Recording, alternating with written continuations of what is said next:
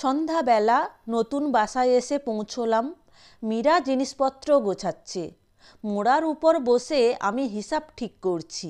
মানুষ ও মাল বইতে মোট কত এসে দাঁড়ালো।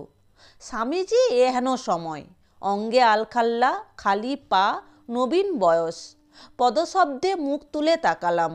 তাজ্জব ব্যাপার, আসছিলেন ধীর পায়ে অন্যমনস্কভাবে। মীরাকে দেখে বাঘের সামনে পড়লে যেমন হয় সেই রকম অবস্থা। অতি দ্রুত পাশের ঘরে ঢুকে গেলেন, ছুটে গেলেন বললে ঠিক হয়। খিল এঁটে দিলেন সশব্দে। নতুন জায়গায় ঘুম হয়নি ভালো করে। বেলা অবধি পড়ে থেকে পুষিয়ে নেব, কিন্তু সাধ্য কি? পাশের ঘরে তুমুল বিক্রমে মোহমুদ্গর স্তোত্র পাঠ হচ্ছে। কা তব কাস্তা কস্তে পুত্রা। মীরার গা টিপে বলি, শুনছো? ভালোই তো, শুয়ে শুয়ে ধর্মকথা শোনা যাচ্ছে পুণ্যবানের মুখে। বিষণ্ণ কণ্ঠে বলি, বয়সে কাঁচা, কিন্তু মুক্তিমার্গে কত এগিয়ে গেছেন। আমরা হতভাগ্য পাপ পঙ্কে পড়ে রইলাম। উঠে পড়ল মীরা। সকালের প্রসন্ন আলোয় ভ্রু কোঁচকাচ্ছে সে। অতএব একটা কিছু অনর্থ ঘটাবার মতলব। চা ঢালল 3 পাত্রে। নবকান্তটা চা ধরেছে নাকি? হুম, সন্ন্যাসী ঠাকুরের। উনি চা খান কে বলেছে?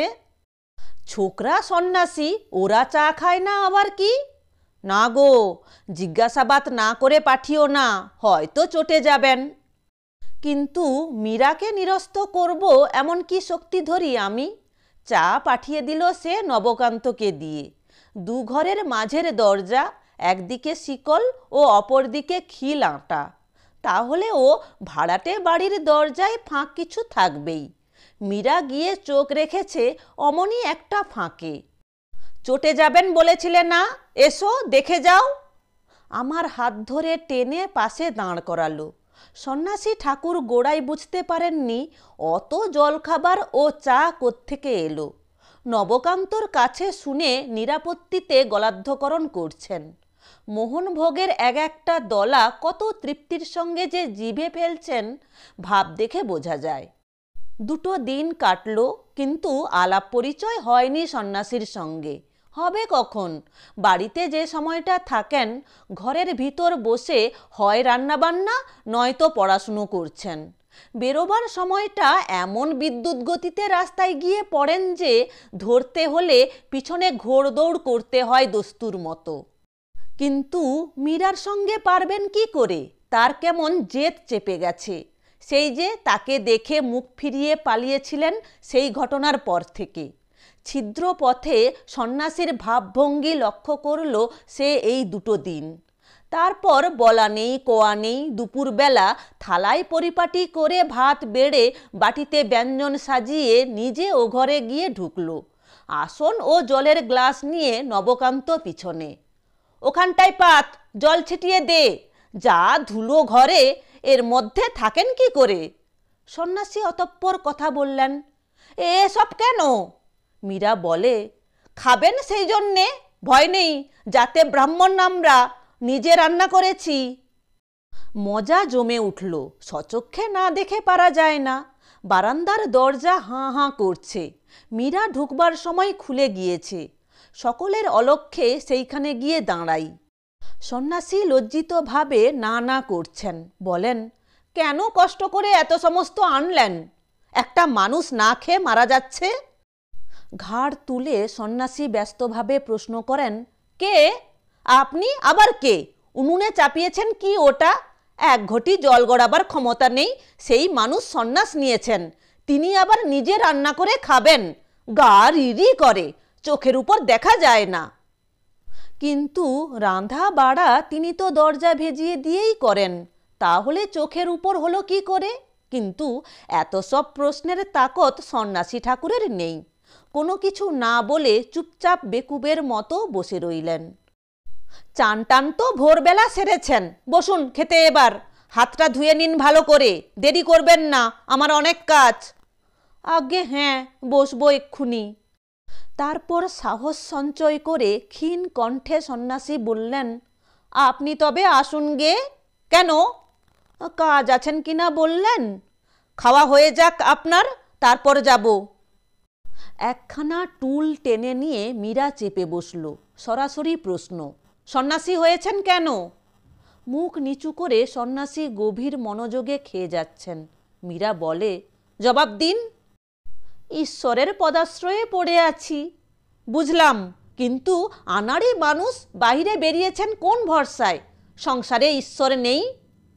সন্ন্যাসী ঘাড় নেড়ে বিষম আপত্তি জানালেন। আজ্ঞে না, সংসার অতি জঘন্য, পুতিগন্ধময় নরক। মীরা বলে, তাই বুঝি কেওড়াতলার শ্মশানে চলে যান মরা পোড়ার সুগন্ধ শুঁকতে? সে যাগ্গে, ঘরের দরজা খোলা রেখে যাবেন। আপনার স্বর্গধাম একটু সাফসাফাই করে রাখব। ঘর ঝকঝকে, জিনিস কটি পরিপাটিভাবে গোছানো, খাওয়াটাও উপাদেয় হচ্ছে। সন্ন্যাসী আর বিশেষ আপত্তি করেন না। খেতে বসিয়ে মীরা বলল, আপনার বই গোছাচ্ছিলাম। আচ্ছা, গীতার ভিতরে ফটোগ্রাফ রয়েছে, ওখানা কার? থতমত খেয়ে সন্ন্যাসী বলেন, স্ত্রীর। মীরা হেসে ওঠে। স্ত্রীর ছবি বয়ে বেড়াচ্ছেন, কি রকম সন্ন্যাসী? একটু ইতস্তত করে সন্ন্যাসী বললেন, সত্যি কথা বলি আপনাকে, ওরই জন্য আমি সংসার ত্যাগী। কণ্ঠে গভীর বেদনার সুর, শুনে কষ্ট হয়। আদর্শ প্রেমিক, স্ত্রী নেই, সংসারই ছেড়েছেন সেই শোকে। সন্ন্যাসী হয়েও তার ছবি দেশ দেশান্তরে বয়ে বেড়াচ্ছেন। মীরার মন ভরে গেল। খানিক পরে মীরার শৈশব সাথী সবিতা এলো আমাদের নতুন বাসা দেখতে। অভিভূত ভাব তখনও কাটেনি। সন্ন্যাসীর ব্যাপার সে সবিতাকে বলল। তালা খুলে দেখালো সেই স্ত্রীর ছবি। ছবি দেখে সবিতা চমকে ওঠে। মরবে কেন? এ তো মন্দা, আমার মাস শাশুড়ির মেয়ে। বর সন্ন্যাসী হয়ে গেছে শুনেছিলাম বটে, তিনি এখানে? ঢং, বুঝতে পারলি? জলজ্যান্ত বউটাকে ভাসিয়ে দিয়ে এখন আবার তার ছবি মাথায় করে বেড়ানো হচ্ছে। দিন আষ্টেক পরের কথা। প্রহর অনেক রাত, ফুটফুটে জ্যোৎস্না। গুনগুন করে বোধ করি মোহমুদ্গর ভাঁজতে ভাঁজতে সন্ন্যাসী বারান্দায় উঠলেন। চাবিটা দিন দিদি। খোলাই আছে ভাই। ভাই বোন হয়ে গেছে ওরা এই কদিনে। অন্ধকার ঘরে পা দিয়ে, ওখানে কে? তারপর সুইচ টিপেই সন্ন্যাসী হাউমাউ করে উঠলেন, ও বাবা গো! মীরা খিলখিল হেসে বলল, ভয় পেয়ে গেলে? বাঘ ভাল্লুক নয়, দেখো না ভালো করে, মন্দা, তোমার মন্দাকিনী। মাঝরাতে ঘুম ভেঙে লাফিয়ে উঠলাম। ও ঘরে যেন গজকচ্ছপের যুদ্ধ। মীরা সভয়ে জিজ্ঞাসা করে, কি হলো? প্রেমালাপ, আবার কি? অনেকদিন পরে দেখা, মান অভিমানের পালা চলছে। মীরা বলে, হুটোপুটি কিসের? বাক্স তক্তপোষ ভেঙে চুরে ফেলছে যেন। বললাম, দরজায় শিকল দিয়ে এসো বাহিরে থেকে। বেড়া ভেঙে ঠাকুর অনেক দিন বাহিরে বাইরে চড়ে বেরিয়েছেন, সিংহে বোধহয় দড়ি নিতে চাচ্ছেন না। মীরাও তাই সমীচীন মনে করল। পা টিপে টিপে শিকল দিয়ে এলো, কিন্তু তাতে মানায় না। সকালে উঠে মন্দাকিনী বোমার মতো ফেটে পড়ে। একটু আমার ঘুমের আবিল এসেছে, সেই ফাঁকে করেছে কি দেখে যান। আচ্ছা, পাই আর একবার কায়দার মধ্যে, হাতে দড়ি পায়ে দড়ি, কোনো রকম আর মায়া দয়া নেই।